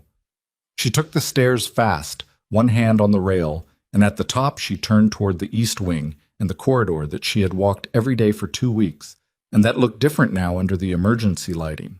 The familiar doors and pale walls rendered an amber shadow that flattened depth and made distances unreliable. She heard Lucien before she saw him, his voice, that controlled, unhurried voice, coming from the direction of the sitting room she'd been given, the door open at the end of the corridor, the light inside wrong. She moved toward it, and the closer she got, the more she could hear a second voice, one she did not recognize, and under both voices a sound that it took her a moment to identify. Something breaking, very slowly, the way ice breaks, the sound of structural collapse in a small and specific register. She reached the doorway and stopped. The sitting room was in partial ruin. The window she had measured and planned against in her first days here had been breached, the glass gone, the frame warped outward, the night air moving through it with the smell of cold and broken wood. One of Lucien's men was on the floor against the far wall, conscious but not moving under his own power, his hand pressed to his side. The second man was positioned in the interior doorway to the bedroom, blocking it. In the center of the room stood a woman Vivian had never seen. She was in her 60s, and she was expensively dressed in the specific way of someone for whom expense is not a choice, but a condition, an ambient fact of existence. Her hair was silver and precisely arranged, and she stood with the particular posture of someone who had not in a very long time been in a room where she was not the axis around which everything else organized. She was not holding a weapon. She didn't need one. The 2 men flanking her, positioned at the edges of the room, held those. Lucien stood between Vivian and this woman. He had not heard Vivian approach, or he had, and the slight adjustment in his posture told her he'd registered her presence without turning, without acknowledging it, because acknowledging it would direct attention toward her. She understood that immediately. She stayed in the doorway and did not move. Evelyn, Lucien said. The name landed in the room, and Vivian understood before anything else was said. The woman, his mother, looked at her son with an expression that was not warm and was not cold, but was something more disturbing than either. The expression of someone who has long since moved past feeling into pure strategic appraisal, for whom the person in front of them is a piece in a configuration rather than a human being to be regarded. You look like your father, Evelyn Blackthorne said. You always did? It was never a compliment. You need to leave, Lucien said. I've been leaving for 30 years, Lucien. I've gotten quite good at it. She tilted her head slightly. I came for something specific. I don't intend to stay. You're not taking anything from this house. I'm not taking a thing. Her eyes moved, past him, to the doorway, to Vivian. And she looked at Vivian the way she'd looked at Lucien, with that appraising absence of warmth, and Vivian held the gaze because she had learned in 2 weeks that flinching was a form of information she was not going to give away. I came to talk to her. No, Lucien said. What she carries is more than yours, Evelyn said, still looking at Vivian. This family has operated according to a succession model for 3 generations. What she carries is the continuation of that model. I have a vested interest that predates your claim. You have no claim, Lucien said. You left this family. You left this house. You left... He stopped. The muscle in his jaw worked once. You left. That concluded your interest in anything that carries this name. A court might disagree. You won't reach a court. Evelyn smiled. It was a precise and bloodless thing. There's the blackthorn I recognize. She took one step to the side, angling toward Vivian, and both her men adjusted in response, a smooth recalibration. My son is a capable man. He's also a damaged one. You've had 2 weeks to observe the damage, Ms. Mercer. I had 30 years to cause it. She paused. He will never let you leave, not really. When those children are born, you become a variable he can't control. And Blackthorn men do not tolerate variables. Stop, Lucian said. She deserves the truth. You don't know what truth is. You know what's useful. They're the same thing. Evelyn looked at her son, and for the first time something moved behind the appraisal. Something that might, in a different woman, have been pain, but in her was so long calcified that it came out as something else entirely. I left because I saw what this life would make of you. I was correct. Look at what you are. I know what I am, Lucian said. Then you know she should leave. She will leave, he said, when she chooses to. Not when you decide she should, and not through a window in the dark with your people waiting outside. Vivian had been standing in the doorway processing the geometry of the room. 2 armed men, one incapacitated Blackthorn operative, Lucian with a wound that had been bleeding for 40 minutes, and a woman who had just demonstrated that she'd planned a secondary infiltration concurrent with the Moretti assault, which meant either coordination with the Morettis or opportunism, and either way meant the room had to end differently than it was currently heading. She stepped fully into the room. Lucian said her name, a sharp, quiet warning. She ignored it and walked to the center of the room, stopping beside him, close enough that their arms nearly touched, and she looked at Evelyn Blackthorn directly. You came here to take my children, she said, not out of love, not out of legacy in any meaningful sense. You came because they're leverage, and you've spent 30 years building a position on the outside of this family that requires something to trade. She kept her voice even. That's the truth. The rest of what you said, about Lucian, about what he is, what this life makes people, maybe some of it is accurate. I don't know you well enough to say, but your motive is transparent and it has nothing to do with what's best for anyone in this room. Evelyn looked at her with something that was almost appreciation. You're smarter than I expected. Most people are. And what do you propose to do? You're in a room with 2 of my men, one of his who can't stand, and a son who's losing blood. She was perfectly calm. The arithmetic is not in your favor. The arithmetic, Marcus said from the doorway behind Vivian, just changed. Vivian did not turn. She heard it, the particular quality of the silence that followed, the way the 2 armed men in the room recalculated, the way the calculation came out in a direction Evelyn had not prepared for, the arrival of a number she hadn't accounted for. She kept her eyes on Evelyn and watched it happen. Watched the assurance drain slowly from that precise and bloodless face. Watched the strategic appraisal run new numbers and find that they didn't balance. Evelyn Blackthorn looked at her son. Lucian said nothing. He didn't need to. What followed was not a surrender so much as an acknowledgement, the kind of acknowledgement that sophisticated people make when the situation has genuinely moved past their control and the cost of resistance outweighs the possible gain. Evelyn's men put their weapons down. Evelyn herself remained still and composed, and she looked at the room with the expression of someone storing information for a future engagement, which told Vivian that this was not over, not in any permanent way, not tonight. Lucian seemed to know it too. He crossed to his mother, and he stood in front of her, and what happened on his face in those few seconds was not something Vivian looked away from, because she understood that she was watching something that had been 30 years in arriving, and that the watching of it was a form of witness that the moment required. You're done, he said. Evelyn looked up at her son. Not tonight, he said. Done. Every account, every property, every arrangement you have that touches this family's infrastructure. It's gone by morning. The position you've built, whatever it is, whatever pieces you used, I'll find every one of them and I'll remove them. He spoke without heat, without the grief that Vivian suspected was somewhere beneath it, because he had learned to put grief somewhere it couldn't interfere with function. You will leave this country. Where you go is not my concern, but you will not be reachable to anyone in my world. You will have enough to live on. You will have nothing else.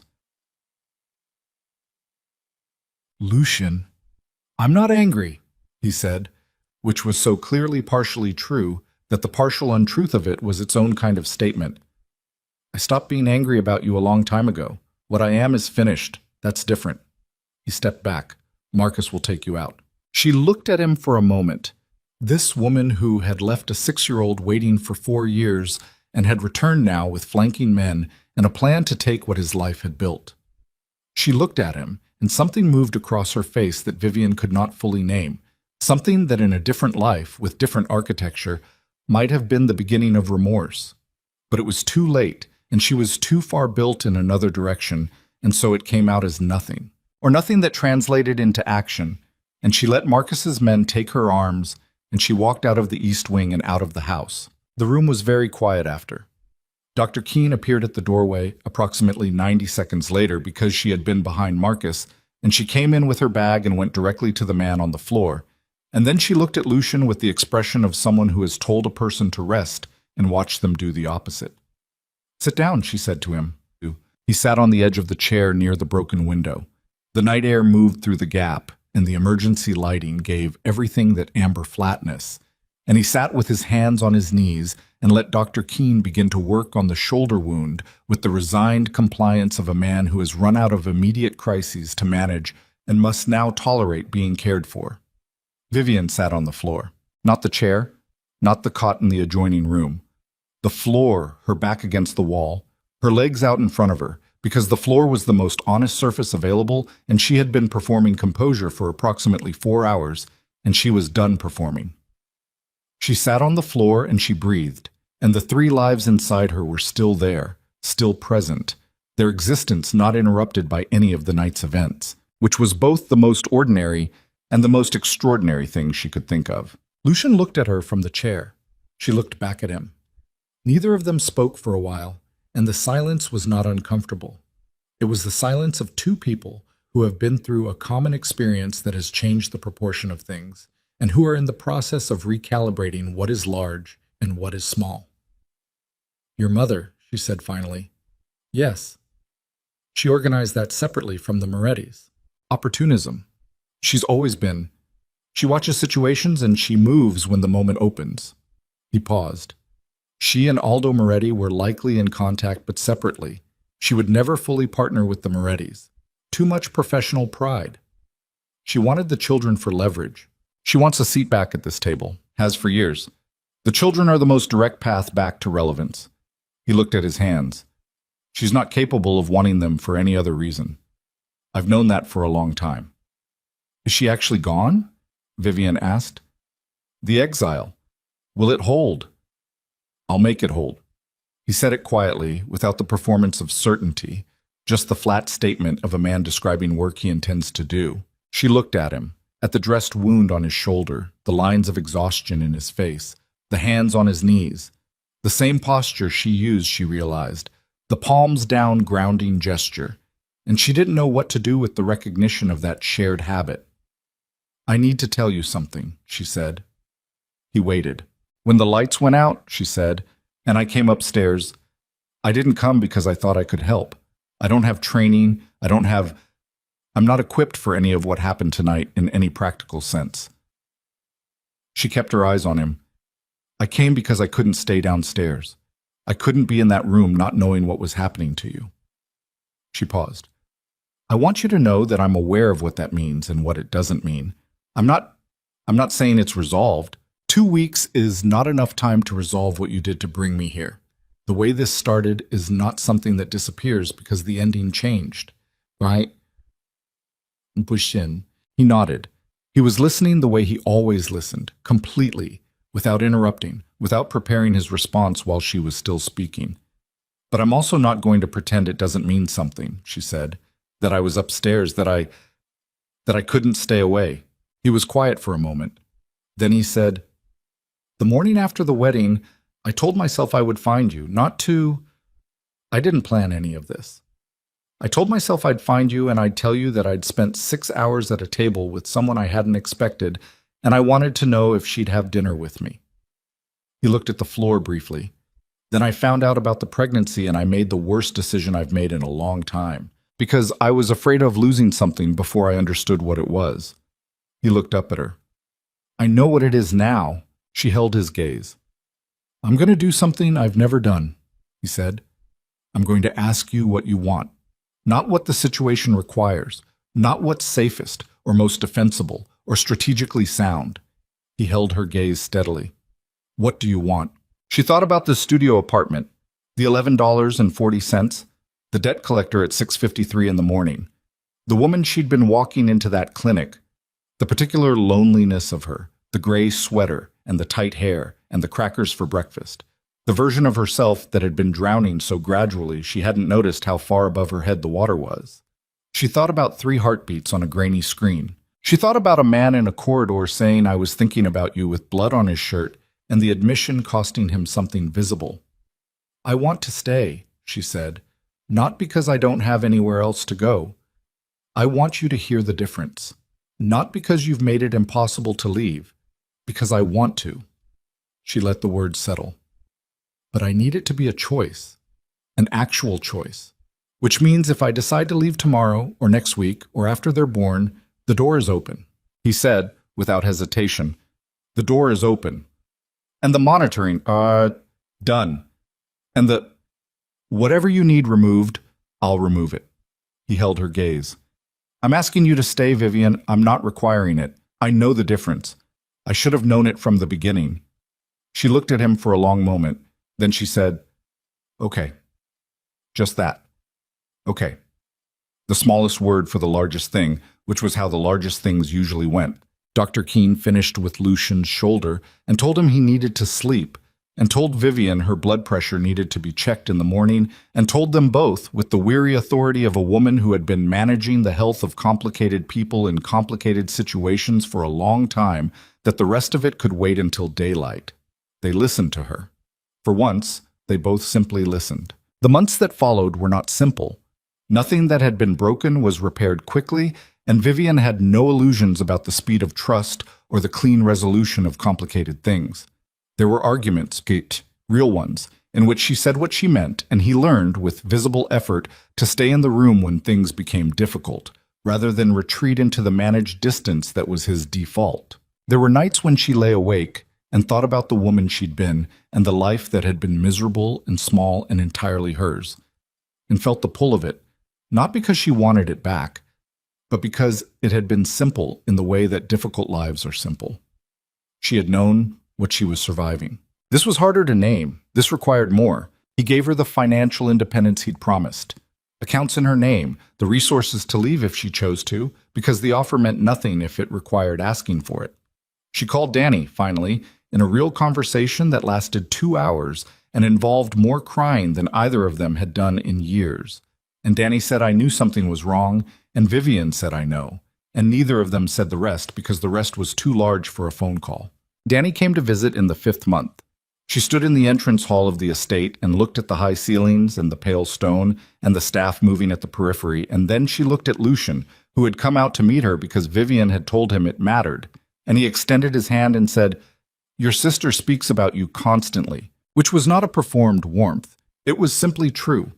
And Danny shook his hand and looked at him for a long moment with the focused assessment of an older sister who has watched someone she loves make difficult choices for a long time. Later after dinner, Danny found Vivian in the East Wing sitting room, the window replaced now, the room itself repaired and changed enough that it no longer looked like the room where the night had happened. And she sat across from her sister and said, Is this real? Yes, Vivian said. Is he? He's not safe, Vivian said. The world he's in isn't safe. I know that. But he's real, which is rarer than safe, as it turns out. Danny looked at her for a long time. Then she said, You look different. I'm 30 pounds heavier. Not that. Danny shook her head. You look like someone who's decided something. Evelyn Blackthorne did not return. The exile held. Lucian had been thorough, as he was thorough with everything he committed to, and within 6 weeks the position she'd built had been methodically dismantled, the accounts closed, the arrangements dissolved, The infrastructure she'd depended on redirected.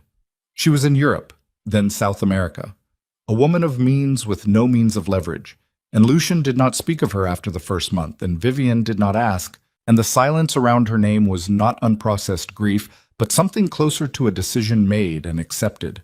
The closing of a door that had been open too long. Celeste sent a letter in the 4th month. Not an email, a letter, handwritten, 3 pages, which Lucian read once and left on the desk without discussing. Vivian picked it up later and read it with his knowledge, because secrets in this house had cost them enough. Celeste wrote about their childhood in a way that was honest about the damage and dishonest about nothing, and she wrote about what she'd done without excuse. And at the end she wrote, "I told myself I was giving her a choice. I knew I wasn't. I've spent 4 months knowing I wasn't." Vivian read it and felt the complicated things she expected to feel.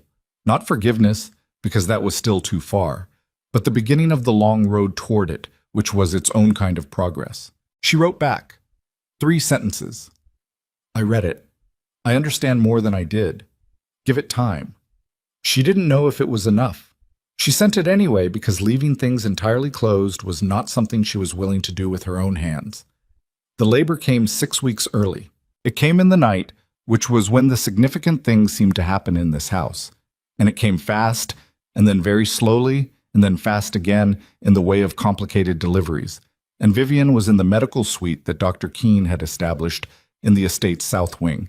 And the suite was very bright and very cold. And the pain was not like anything she had been told pain was, and she held the hand of the nurse, and then she held Lucian's hand, which had appeared at some point without her requesting it, and she did not let go of it for a long time. He did not speak much. He stayed at the head of the bed where she could see him when she turned, and he held her hand with both of his, the repaired shoulder and the other. And every time she looked at him, he was looking at her, not at the monitors or at Dr. Keene or at the doorway. At her. The first son came at 2:14 in the morning. He was small and furious, and his voice was extraordinary, a sound that filled the room with the specific and particular fact of his existence. They placed him briefly in Vivian's arms, and she looked at him, this face that was new to the world, that had no history yet. And she felt something she had no prior experience of, a quality of love that had no self-protection in it at all, no reservation, nothing held back. She looked at Lucian. His face was completely open, not managed, not controlled. He was looking at his son, and the architecture of control that she had spent months learning to read had come down entirely. And what was underneath it was not what she had expected. It was not the hard man she'd met in the alley, or the cold strategist of the study, or even the wounded son from the corridor confessions. It was something simpler and more fundamental than all of those. A man who had spent his entire life building walls against the experience of being left, who was now holding a person so new they couldn't leave yet, and who was, for the first time she had seen, completely undone. He looked at her. His eyes were wet, and he did not manage it, and she did not comment on it, and neither of them needed to say anything about what it meant. The second son came 20 minutes later. The daughter came last, smaller than her brothers, quieter, with the considering expression of someone who has arrived at a situation and is taking her time assessing it before committing to an opinion.